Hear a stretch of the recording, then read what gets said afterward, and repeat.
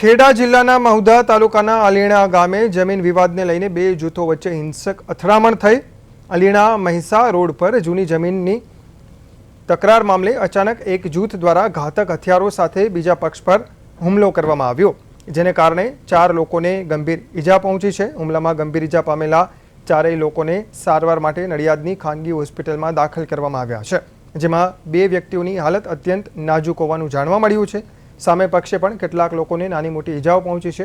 ઘટના અંગે જાણ થતાં મહુધા પોલીસનો મોટો કાફલો તાત્કાલિક ઘટના સ્થળે દોડી ગયો હતો અને પરિસ્થિતિને વધુ વણસતી અટકાવી કાબૂમાં લીધી હતી। આ હુમલાના મામલે મહુધા પોલીસે પ્રાથમિક તપાસના આધારે હાલ 5 શખ્સો વિરુદ્ધ ગંભીર કલમો હેઠળ ગુનો દાખલ કરી કાયદેસર કાર્યવાહી હાથ ધરી છે।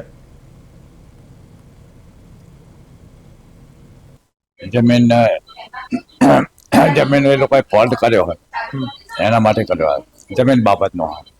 કોને કોને હુમલો કર્યો ને શેનાથી હુમલો? એ લોકોએ હુમલો જાજીવન તલવાર લઈને 2 ડાલવા ભરીને આવી ગયા રોડ પર ને સીધા અંદર ઉતરી પડ્યા ભાઈ મારવા ઉપર।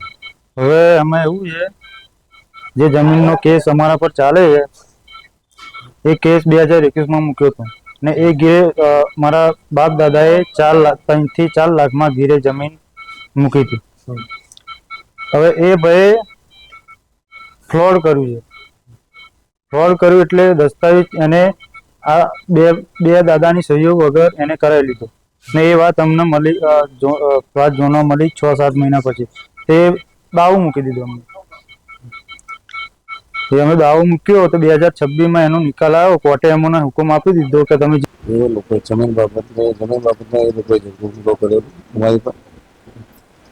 એનું નામ હતું અયુબભાઈ યુસુફખાન પઠાણ, પછી સાદિક ખાન યુસુફખાન પઠાણ, નવસાદ ખાન યુસુફખાન પઠાણ અને નાઝીમ ખાન યુસુફખાન પઠાણ। કયા કયા હથિયારોથી હુમલો કર્યો? તલવાર, ધાગીવ અને લાકડી।